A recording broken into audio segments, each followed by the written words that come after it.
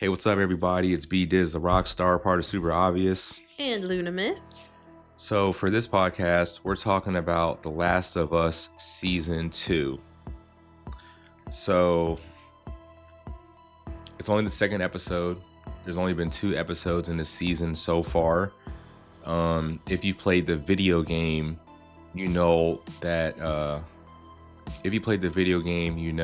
Joel's death is going to happen. It's iconic, basically like how Glenn's was in The Walking Dead. You know it's going to happen. So in the first episode, how do you feel about the first episode overall for The Last of Us Season 2? I feel like they executed it very well. It was almost exactly the same as the game, with the addition of, Joel seeing a therapist, which to me makes sense. That whole story, the way they went down. Joel has a lot of guilt. He does, and that's why he needs a little bit of mental help, like everyone does every now and again. But he's like carrying so much guilt. He's told no one about it. He's lying to the person he loves the most, who is like a daughter to him, and it's tearing him up inside. Like when he is with the psychiatrist, it's like, remember we saw her, she actually revealed a whole lot of how bad she hates him. Yeah, and yet she's still doing this. She threw all this out there, and she wanted him to just admit what he's holding in, and he still didn't do it. Nope. I feel like in his head, he's almost like, if I don't cope to it, admit it, or say it, it's almost like he doesn't believe what he's done.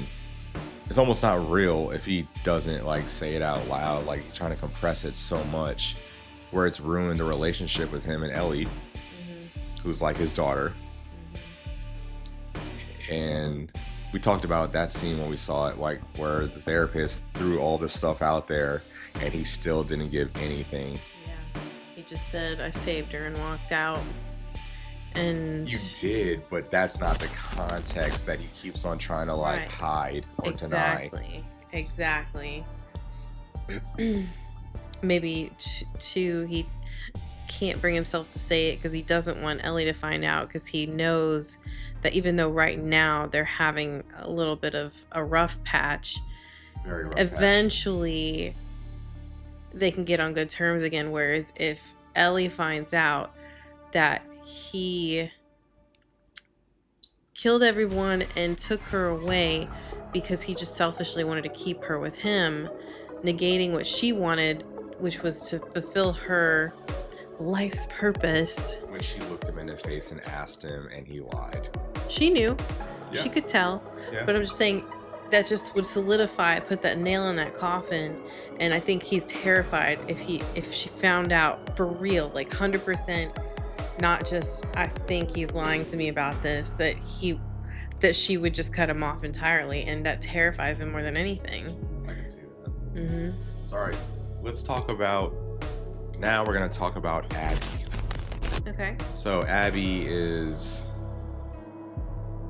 way smaller, not man looking, not buff like she is in the game.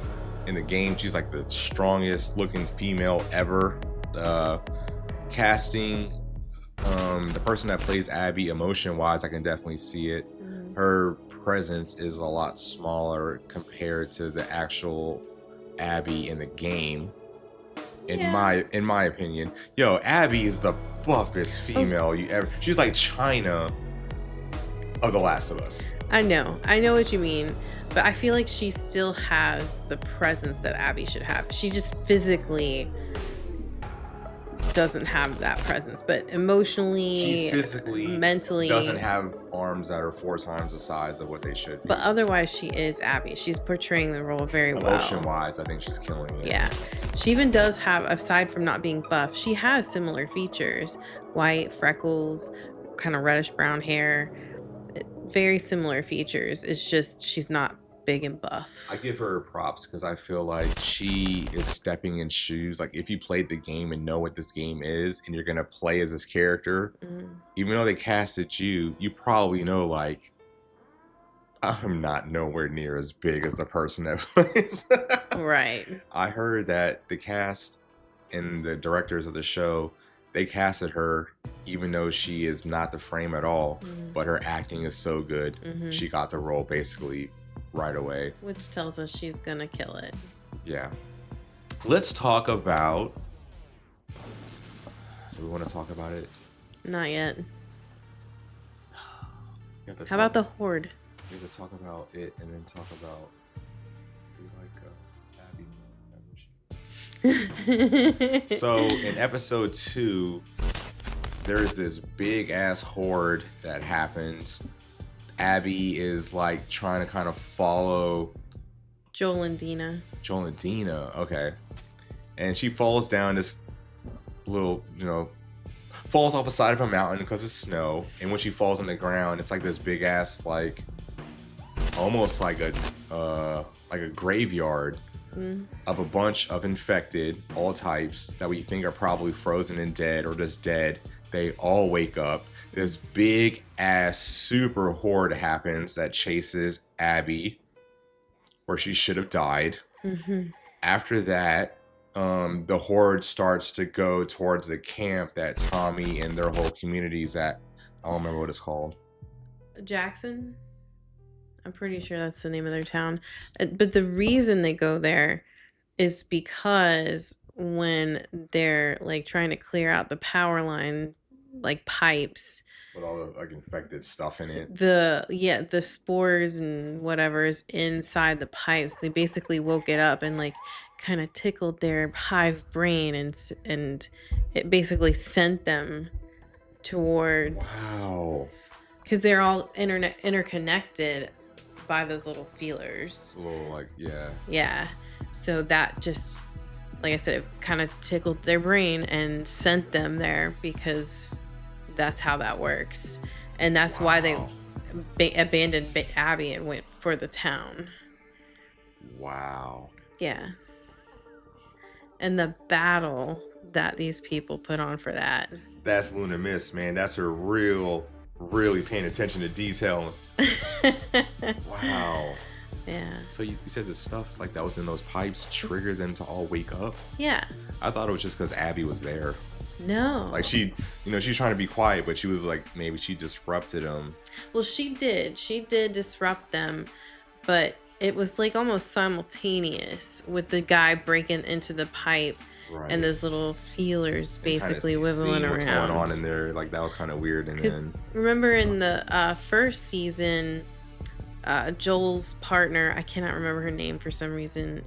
The one that got bit and died. Really ugly, like seeing the stuff go in her mouth. Yeah, that lady. That one. So she had something had happened, and she had like tickled those little feelers too, and that's what brought a bunch of them on. So what about this super horde, man? That was insane. Like realistically, I was looking at this and I'm like, there is no way that town is gonna survive. Realistically, that's too many. I said it when we watched it. I was like, when they did that really clever thing of having like those ramps and then the barrels come out, shoot the barrels, throw like a flame stick, burn them all up, and all the people they shot, like all the zombies they shot before they did that, I said, wow, they killed so many and it's probably not going to mean anything. What happens? The bloater breaks through, or all the zombies break through. The whole community is completely invaded. Tommy goes against the bloater with the flamethrower. He flamethrows the shit out of him. Yeah. He knows the bloater no-sells it, but once we think that Tommy is about to die, he literally sits down like with his head to the side, like ready to die. I was thinking his wife was gonna come save him at that point, but he did, and that was a good prediction. I was waiting for that too. I didn't expect like the bloater to like delay, no sell it. Like, oh yeah, shit, you actually did hit me with the flamethrower. I feel like that happens in the game when we play too, though. Like we think we still have to like shoot the shit out of it, and then maybe it that ends might up happen. falling over, and we're like, oh, thank God. We're gonna talk about it, So now we're gonna talk about what nobody wants to talk about, and that is the death of Joel. So In the game, it's one of the worst things you've ever seen if you're emotionally invested in this game for this to happen. Even though Joel has his shady ways of being a piece of shit, him dying the way he dies, it sucks. It's one of the most emotionally impactful, depressing moments in a game if you care. So, when season 2 was going to start, we were told his death was going to get pushed. Yeah. They definitely fucking lied to us. So when we're watching episode 2 and you kind of see where it's going, I think you kind of said that they may have like built it all the way up and made us wait till next week to see it. That's what I was thinking initially That would have they been were gonna do. up. Like they leave it hanging where Ellie like just opens the door and sees him on the floor and then end of episode. I was thinking they would do something like that. I'm glad they didn't, because we would have had to have that hanging over us for an entire week before we could see the next episode. And so how do you feel that we've already played both games? You know Joel's gonna die. When you see it on screen, especially on the way how they present it, like they nail it. Like, how is it when you know something's gonna happen, but when you watch it, it still hits you so hard, even though you already know it's going to happen? I'm actually gonna answer that question too in a second. So it's all in the storytelling and how they do it, because like even as the episode was going on, you could see different parts they actually changed from the video game to It's not 100% the same, but it's almost right. Like in this episode, Joel and his brother were supposed to be up there with Abby, not Joel and Dina, and you know, just little things like that they changed, but there's the storytelling behind it is still just so good. Even though you know it's coming, it's just as impactful with just how the actors are portraying it and the emotion that they're putting behind it all. It just chokes you, and it broke your heart all over again. wow. Ellie screaming, it just... Yo, so what about the Stalker infected? That was a cool moment.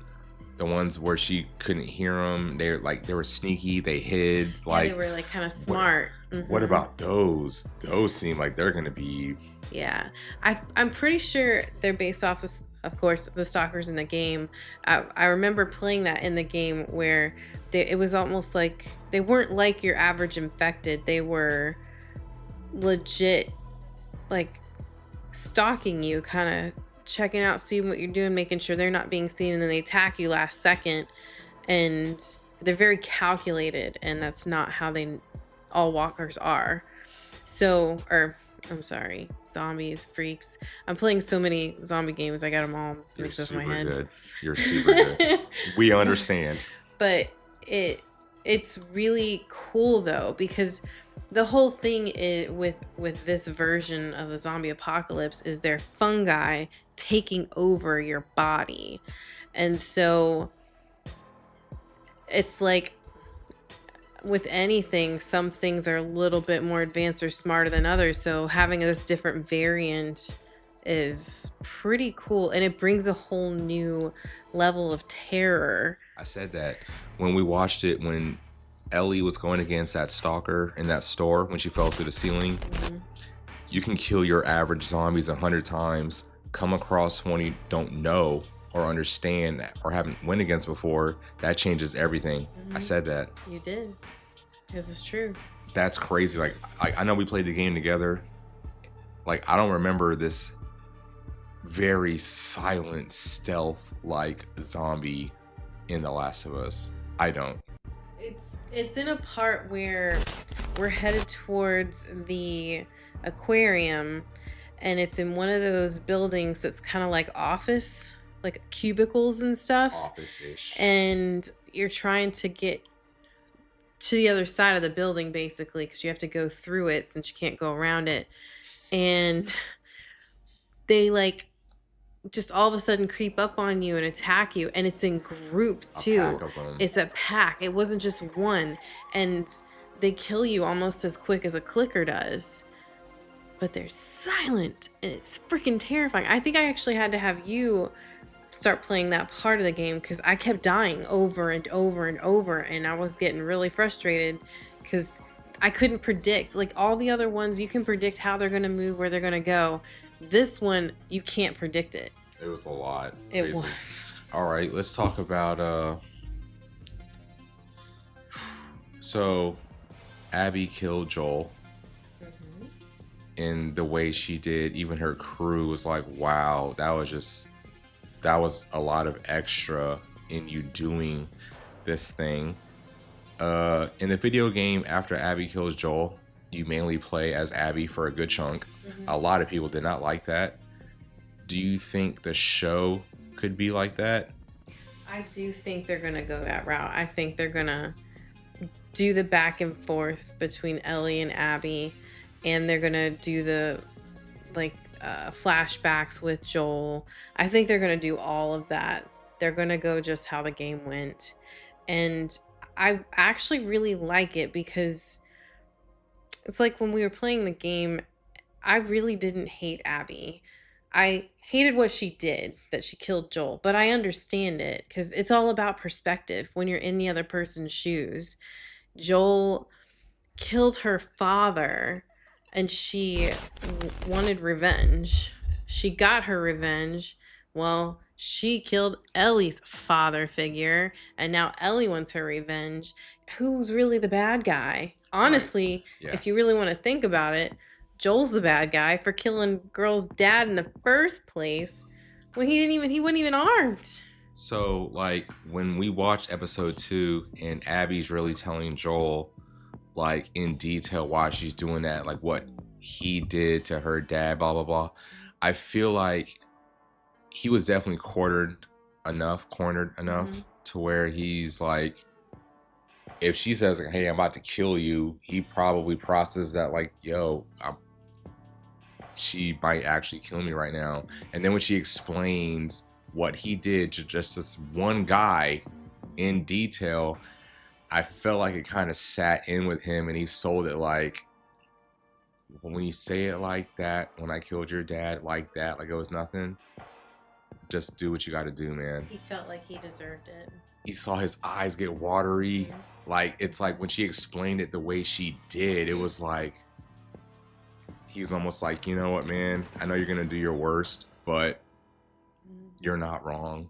Yeah. What it is kind of thing. Mm. Wow. How'd that make you feel, though, rewatching that after? Because I remember when we talked about it originally, you said once the scene comes, you're going to walk away. And then, but you actually sat and watched it with me.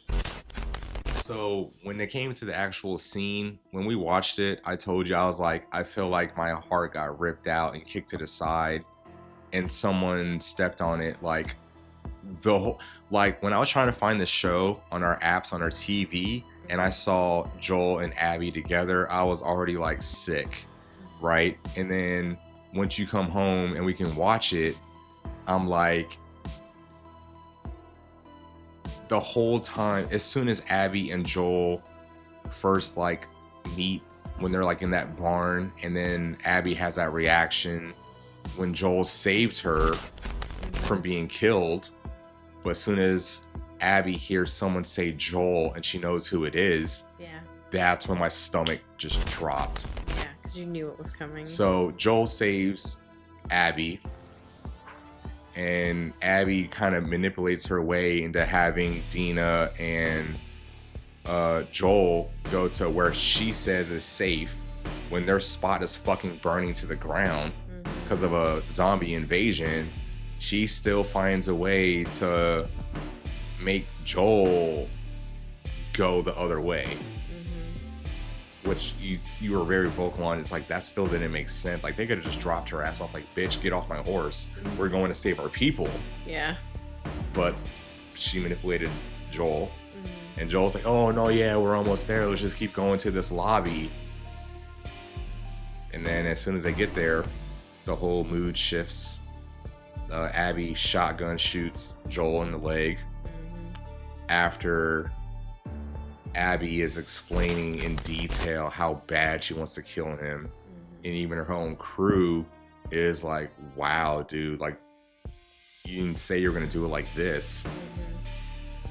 I don't want to keep talking about it. Okay. So they do a cut scene and we go back to Ellie, who's a bitch, by the way.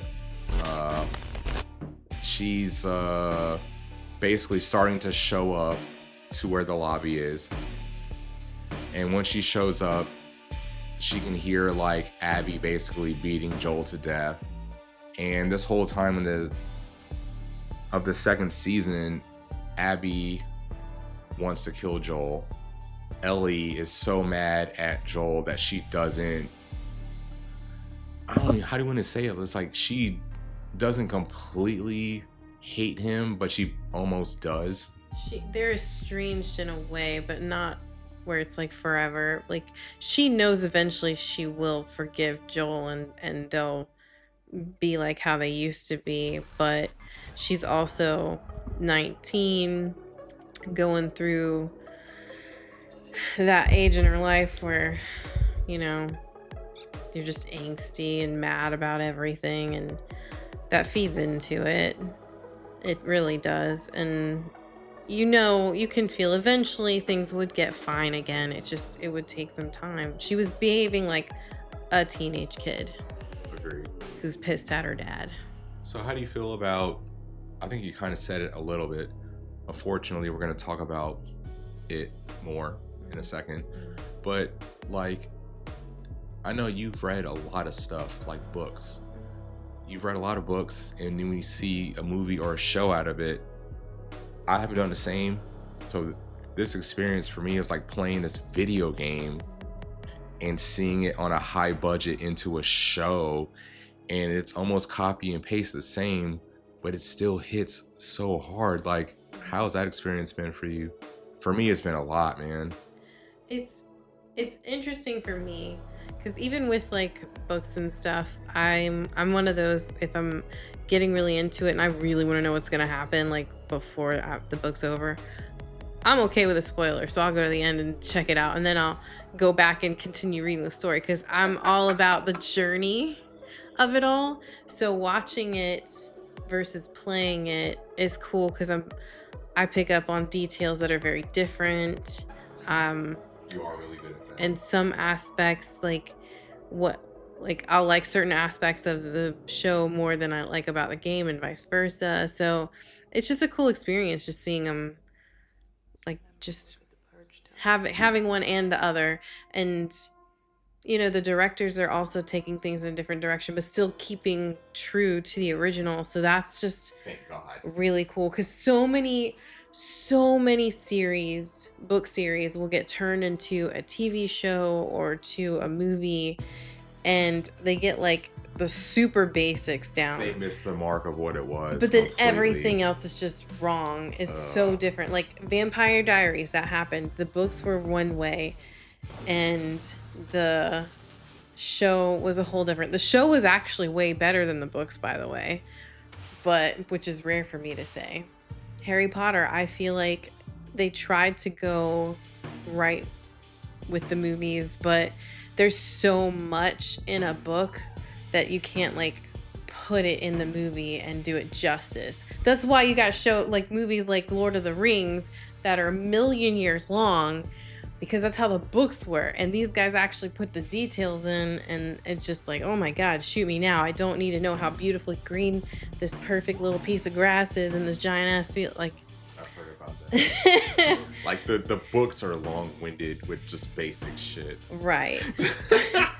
But it's cool. It's still cool to see how people will take like their take on the story or whatever. But getting back to The Last of Us, I think it's a little easier taking it from a game and translating it into a TV show. If they were taking the game and making it into a movie, I feel like justice would not be done. I don't think I've ever witnessed something that's almost copy and paste like the game, and you see it in the show. We know certain things are coming, and I still cry like a little bitch for half the day. Yeah. It just tears into you that, like, again, it goes back to good storytelling. They find a way to make you connect with these characters, and it feels real. It just Yeah. feels real. Like, we're both watching it, and then even when it's over, the behind the scene video kind of breaks the mood a little bit, because initially it's like when you watch that with Joel dying and we already know it's coming and me and you are both into it, and once it's over it's like we almost don't even know what to say to break that ice that's there from watching it. The air feels really heavy, and you're just trying to wipe away the tears, and Like, Yeah.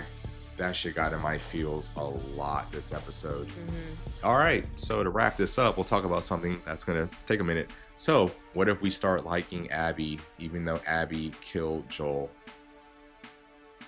It's already gonna happen. She's not a bad person. If you play the game, From her perspective, she did what she was supposed to do. right, she's not a bad person. She cares about her friends. She tries to make sure people are taken care of. She's a leader. She's a leader. She helps people who aren't even a part of her crew. And you do come to really care about Abby and like her in the game. I mean, other people may have different opinions. I personally, it was easy for me to see her side of it and like her just as much as I liked Ellie. Although in the game, in the last part of the game, I was kind of like, Ellie, you're a stupid idiot because you just ruined your whole life that you finally had over revenge when you didn't have to. So how did you feel about when once Abby kills Joel, and then this is from you playing the video game, after she kills Joel, you play as her for like the next 50% of the game. A lot of people, that's the most criticism. A lot of people did not like that. I was, me playing it for the first time, that was a mixed bag, because I'm very emotional and invested in Joel and the way she basically Negan Glenn killed him, and then you play as her for the next big chunk of the game. Right. A lot of people did not like that. It was bad. But then you have other perspective too. How many people got pissed and upset and wanted to riot because Ellie kills a pregnant woman? I remember that too. Mm-hmm. Oh, she killed Mel. Mm-hmm. Yeah, I can see that. All right. So next. So what if, like, what do you think it can actually really happen? Like, even with Abby killing Joel the way she did in front of Ellie, that not just us, because like our way of viewing stuff, that the directive is actually we start liking Abby and cheering for Abby and then booing Ellie. Like, yo, I was goofing around at first when I said it, but it almost seems like it's a guarantee now. I mean, look at how things went in Walking Dead with Negan. Right. How many people effing love him, even though he brutally killed a character we absolutely loved. I quit after that for a while, but then I picked it back up and finished watching. We're gonna start liking the bad guy, especially if we see from their perspective. Right. Because again, she just killed Joel the way she did because he killed her dad. Mm-hmm. But he killed her dad to say, it just goes back and he killed her to save Ellie. Yeah. It just, the storytelling is just, it's literally all about perspective, seeing something from somebody else's side. That's why when you go out to the grocery store, you should be kind, because maybe this shitty person who's being an asshole actually is just having a really crappy day. Like, their dad died and their dog is sick and their kids, broke. Like, you just don't know. You be nice to people because you don't know who's like on their breaking point. Yeah, you never know what's going on in somebody else's life. I always do that shit. Yeah. I'm always very respectful, like kind. Let's talk about, all right, so Joel's dead. So when do you think we'll have like episodes starting where we don't even see Ellie because we're focusing mainly on Abby, which is how the game is. Once Abby killed Joel, you play her for like 20, 30, 40% of the game straight. You almost forget about Ellie. Like, how do you feel episode 3 could be, or how do you feel? I feel like with how these guys are, they're probably going to have a good balance of going back and forth between Ellie and Abby. I feel like that would be best. I agree. I think that should be the way to go, because if it's just Abby for a long ass time, like 4 or 5 episodes, people are going to get kind of pissed. Also, without being in a game and playing it on screen, you wouldn't have that much story to really tell between then and now. Plus, once Ellie goes on her rampage, like, she's killing Abby's friends left and right, and Abby don't know about it until later. So I feel like they're gonna do a balance. In the game, it's like once you took control of Abby, I can't completely remember, but I feel like you were mainly playing her a lot to where you almost forgot Ellie, which is another cool way of like spinning the narrative, like the bad guy, the good guy, the bad guy, who's the good guy, who's the bad guy, but it's all from whose perspective we're seeing it from at that time. Because I remember I felt like when you play as Abby for a long ass time, you come across Elle in like this boiler room that's red, and when she shows up and attacks you, you're wanting to obviously defend yourself, hurt her, kill Ellie, which that's from Abby's view. From Ellie, it's like, I'm about to finally kill this bitch that killed Joel in front of me. Right. So it's like a rabbit hole that you can go down forever, man. It got such mixed reviews, but The Last of Us is such a cool, I don't even know what to call it. I don't want to call it one word because it's not enough. Like, just the whole experience of playing it, watching it is just so good. And emotionally, it's like it over delivers as a standard all the time. Absolutely. Yeah. So subscribe to Super Obvious on YouTube. I'll see you guys in the next one. Bye.